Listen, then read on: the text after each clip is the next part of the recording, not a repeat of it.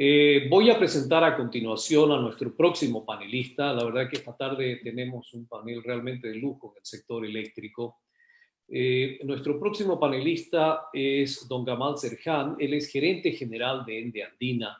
Él nos va a presentar el tema generación térmica y ciclos combinados en la transición energética. Gamal es ingeniero civil de profesión de la Universidad Nacional Autónoma de México.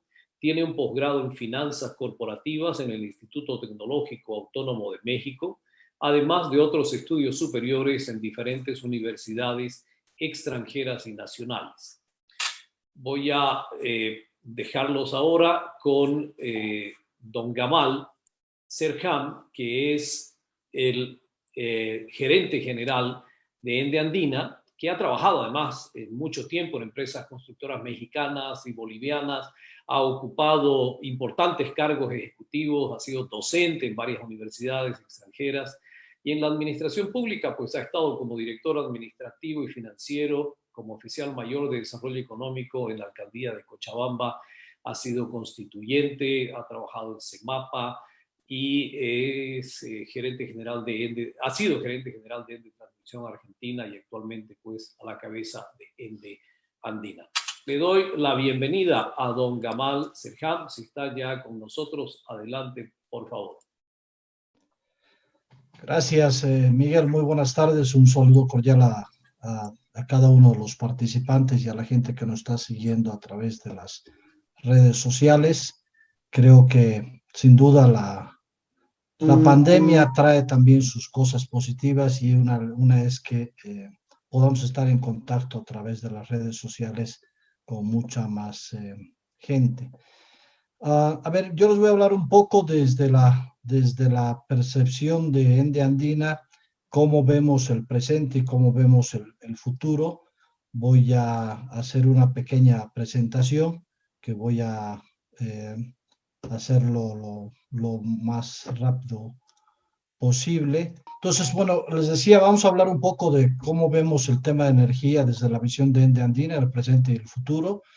Un poco les voy a contar la historia de Ende Andina. Si nos pasamos a la siguiente, por favor, Miguel.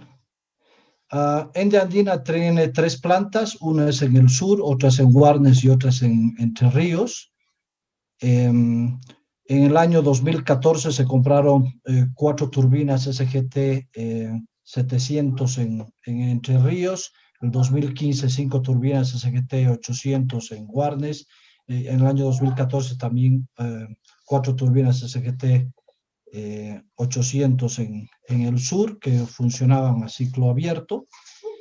Posteriormente se encararon los proyectos de ciclos combinados. Se firmó un contrato muy grande con el consorcio Siemens TSK. Estos fueron 3 contratos para las 3 plantas. Si le damos clic, por favor. La idea de estos 3 contratos eran hacer 2 bloques de ciclos combinados en Entre Ríos, 2 en Guarnes y 2 en el sur, y adicionalmente cerrar 2 bloques más en Guarnes y 2 bloques más en el sur. Con eso, Ende Andina pasaba a tener una capacidad. Si le damos clic, por favor, Miguel. Estos bloques que estamos viendo, esta es la configuración 2x1 de turbinas de gas con turbinas de vapor, y en el caso de Guarnes entonces tenemos 4 bloques de ciclos combinados, y en el sur tenemos 4 bloques de ciclos combinados. En Entre Ríos tenemos en total 3 bloques de ciclos combinados. Por sus nombres son los bloques 10, los bloques 20, los 30 y los 40, y en el caso de Entre Ríos se ha habilitado el nombre del bloque 50. La total capacidad instalada que va a tener Ende Andina es de 1.575 megawatts. Como lo ha dicho el presidente, nuestra demanda en hora pico es más o menos de 1.500 megawatts. Eso significa que solo Ende Andina estaría en condiciones de suministrar la totalidad de energía que se requiere en el país. A la siguiente, por favor, Miguel. Esto es un poco el funcionamiento de un bloque. Un bloque está compuesta por dos turbinas de gas, un recuperador de calor y finalmente el generador la turbina de vapor. Es decir, ¿qué hacemos? Es con los gases calientes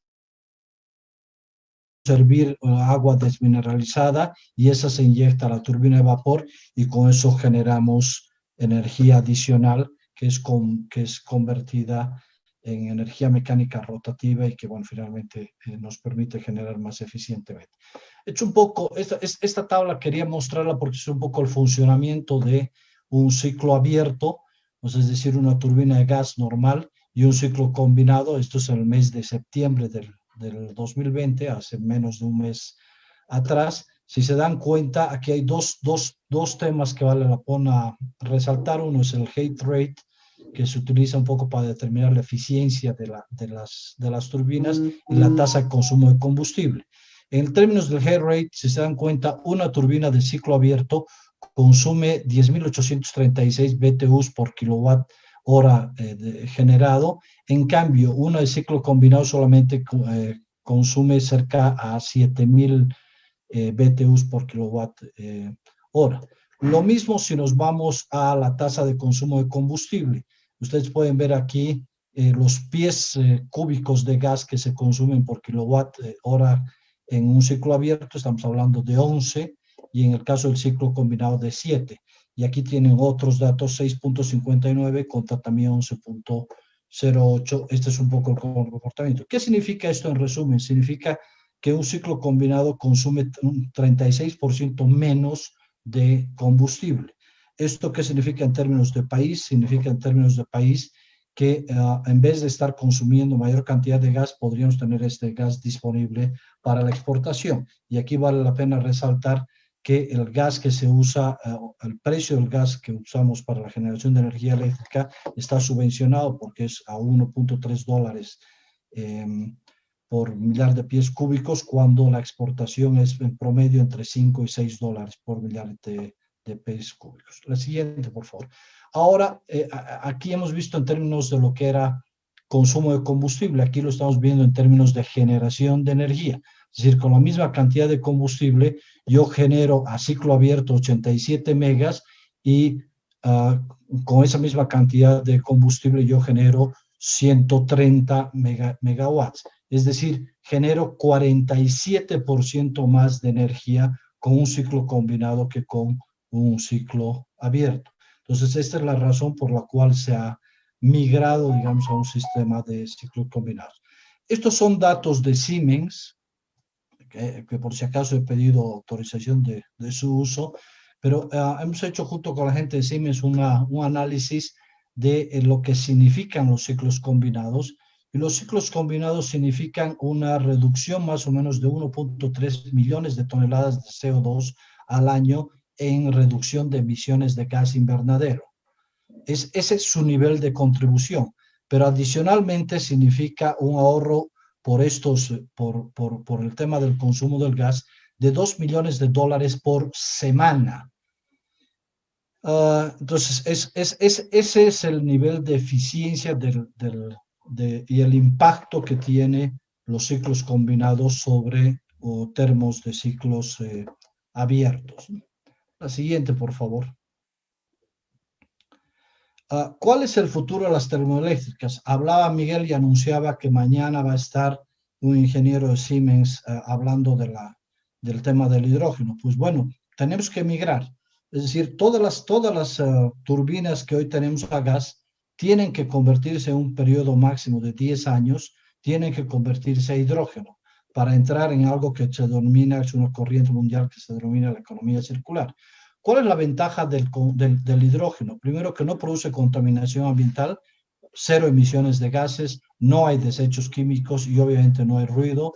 No se consume recursos naturales porque el hidrógeno se toma del agua, se lo oxida y se lo vuelve a regresar al agua. Tiene una alta eficiencia, o sea, se transforma energía química directamente en energía eléctrica y obviamente tiene una alta seguridad porque no es inflamable como el tema de el gas. Entonces, esta es la otra de las ventajas. Ahora, ¿cuáles son las tareas pendientes del sector? Vamos con calmita, por favor, Miguel. Esta es la última lámina. A ver, obviamente lo que les decía, necesitamos convertir todas las turbinas de gas a hidrógeno para el año 2030. Ese debería ser el nuevo horizonte de todas las termoeléctricas en el país, que generamos energía con gas. Primero, porque están bajando nuestras reservas. Segundo, porque es mejor vender nuestro gas a $6 que consumirlo a $1.30. La segunda tarea pendiente del sector, y aquí vamos a coincidir con la visión que tiene Biocer. A la siguiente, por favor, Miguelito. Necesitamos fusionar todas las empresas generadoras de ENDE. ENDE tiene 4 empresas grandes generadoras, una que es ENDE Andina, otra que es ENDE Corani, otra que es ENDE Vallehermoso y otra que es ENDE Guaracachi. Nosotros tenemos más o menos el 80% del mercado, y no es coherente que estemos compitiendo entre nosotros, que tengamos 4 gerentes generales, 4 gerentes administrativos, 4 gerentes de planificación, y así voy a seguir, y además que estemos compitiendo de manera desleal, porque lo que también hay que decir es que necesitamos sincerar nuestros costos de operación y mantenimiento. Comentaba el presidente que la asignación de la generación de energía se hacía en función de los costos de operación y mantenimiento, y les soy sincero, los costos que se declaran en el Comité Nacional de Despacho de Carga no reflejan precisamente los costos reales de cada una de las generadoras. Como es una asignación económica, todo el mundo trata de bajar sus costos, y ahí se genera, desde mi perspectiva, una competencia desleal, y por eso es que yo planteo que se debe fusionar todas las empresas generadoras de ENDE. La tercera tarea es tomar el control del 100% del paquete accionario de ENDE. Como hemos visto, ENDE Andina es la empresa generadora más grande del país, está en condiciones de suministrar toda la energía del país sola, pero ENDE Andina tiene un 40% de participación de PDVSA Bolivia y un 60% de corporación. El problema es de que las decisiones de los accionistas se toman por 2/3, y las inversiones que ha realizado ENDE en ENDE Andina no han sido capitalizadas, porque eso significaría que pasaríamos de los 2/3 del paquete accionario, y ahí PDVSA dejaría de tener una posibilidad de veto. Pero hay que tomar una decisión para tener el 100% del paquete accionario, y eso va está soldado, si quieren, con la segunda tarea que he planteado, que es la fusión de las empresas generadoras. La cuarta tarea es, hay que reparar la injusta expropiación a los accionistas de ELFE. Se dio una muy mala señal cuando lo que se hizo se nacionalizó lo nacional. Es decir, no es posible que a los empresarios bolivianos no se les reconozca sus acciones y se les haya expropiado sus acciones, y estoy hablando específicamente de las acciones que tenían los trabajadores del ELFE y la gente de Conteco, y hasta el día de hoy no se ha reparado esa injusticia. La quinta tarea para mí es, tenemos que descarbonizar la economía boliviana.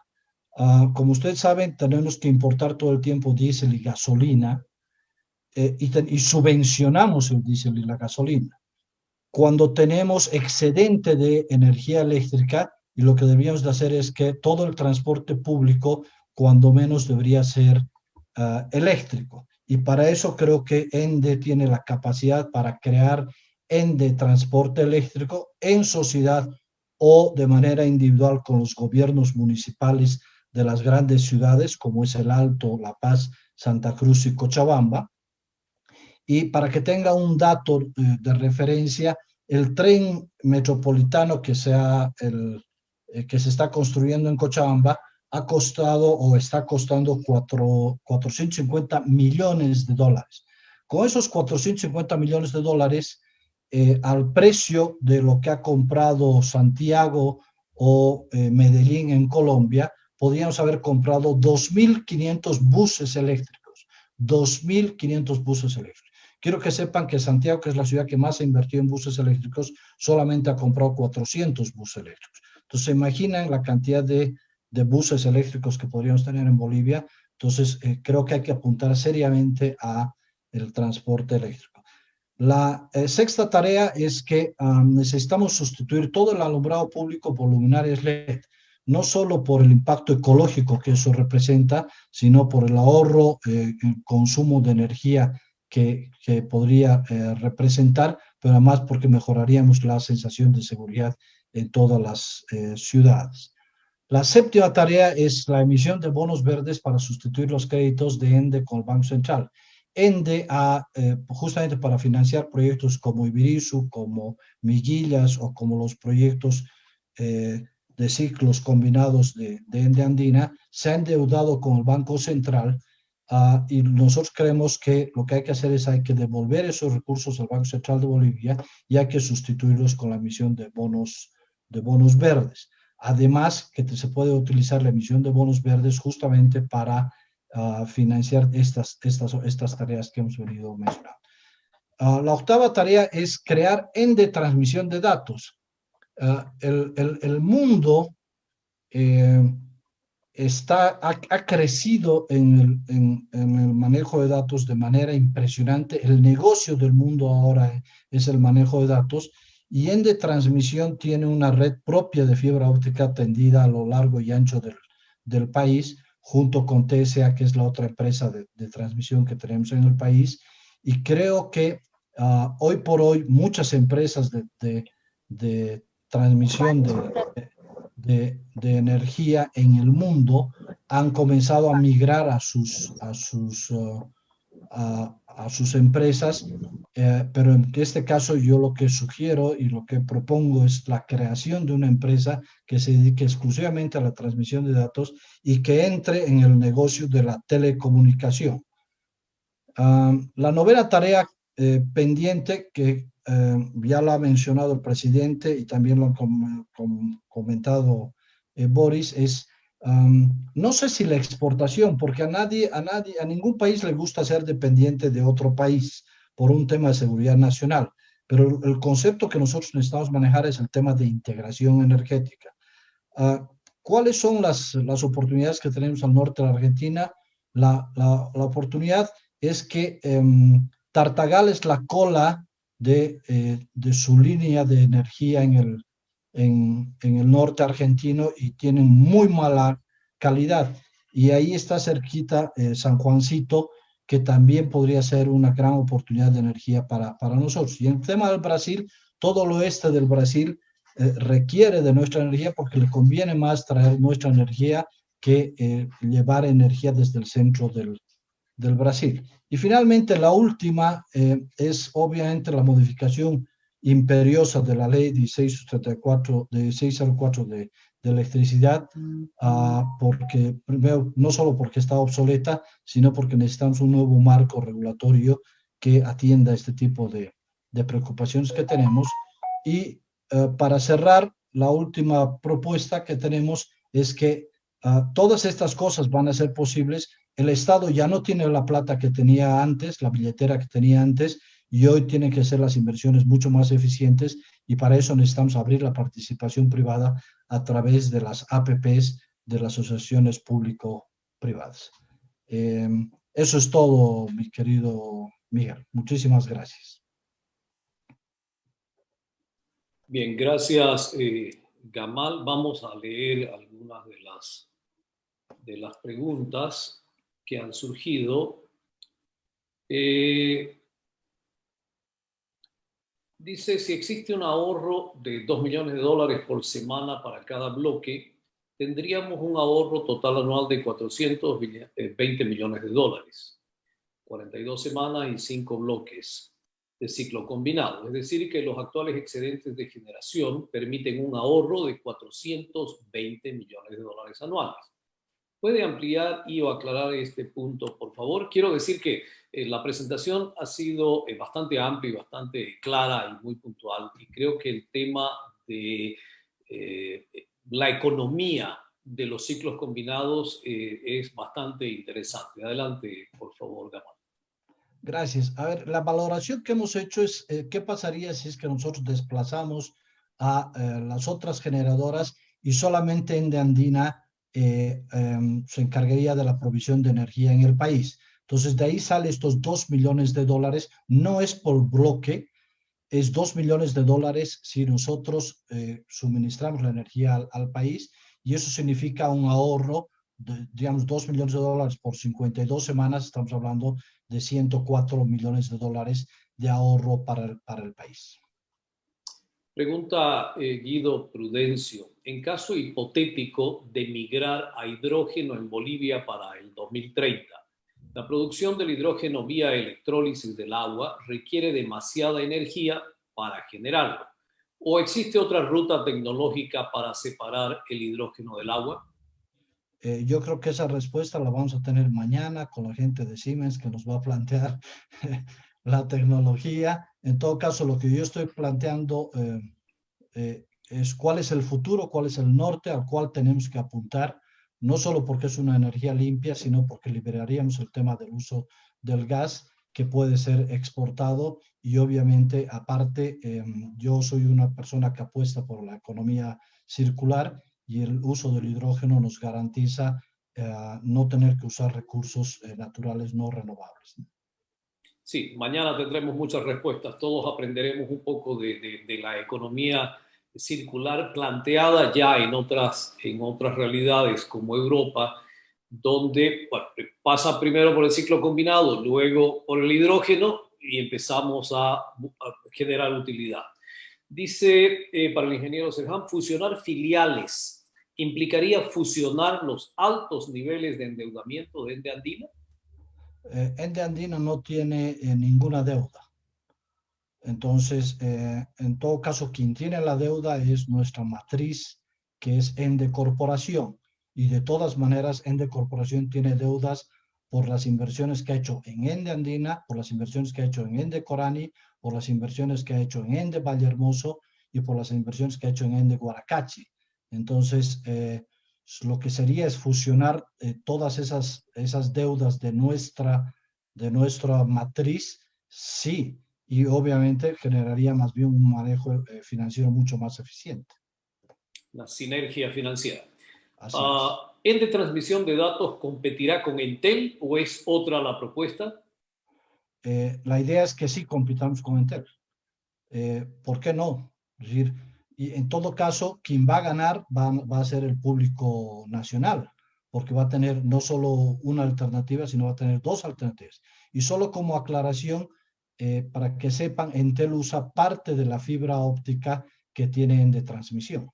Así que la idea es que tengamos mayor cantidad de competidores y que obviamente se beneficie finalmente la población. Perfecto. Ingeniero Gamal Serhan, muchísimas gracias por la gentileza. Realmente una presentación que nos ha dado a conocer desde adentro la realidad de Ende Andina, una empresa realmente moderna en el país y que todavía tiene para dar mucho más. Muchísimas gracias y también gracias a Ende Andina por el apoyo a este Foro Internacional del Gas, muy valioso el apoyo, porque eso nos permite llegar hoy día con esta discusión, este análisis sobre estos temas que son realmente fundamentales para el país. Muchísimas gracias. No, el agradecido soy yo, Miguel, y muy buenas tardes. Gracias.